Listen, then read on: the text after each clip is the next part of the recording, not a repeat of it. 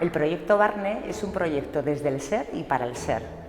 Queremos acompañar a nuestros niños en el crecimiento y en el desarrollo de su propia inteligencia emocional. Y lo queremos hacer para que sepan elegir la emoción oportuna en el momento oportuno y con la intensidad oportuna. Para que aprendan a escucharse a sí mismos, porque creemos que así podrán escuchar también a los demás. Queremos hacerlo para que desde su propio autoconcepto puedan decidir y en esa decisión aprendan del acierto, pero muy importante que aprendan también del error y del fracaso. El proyecto Barne surge en una sociedad cambiante, llena de ruido, de prisa, de inmediatez y en estos momentos de muchísima incertidumbre.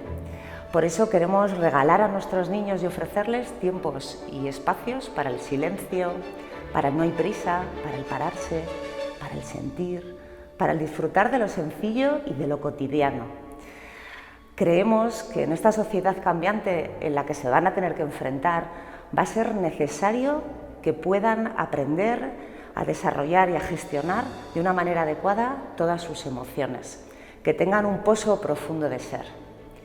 El proyecto Barne es un proyecto que abarca desde los 2 años hasta segundo de bachiller y que se trabaja en todas las áreas, pero sobre todo creemos que el proyecto Barne se desarrolla en el tú a tú, en la relación personal entre profes y entre niños.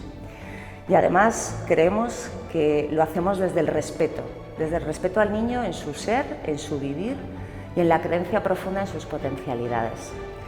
¿Y cómo llevamos todo esto a cabo? ¿Cómo lo desarrollamos?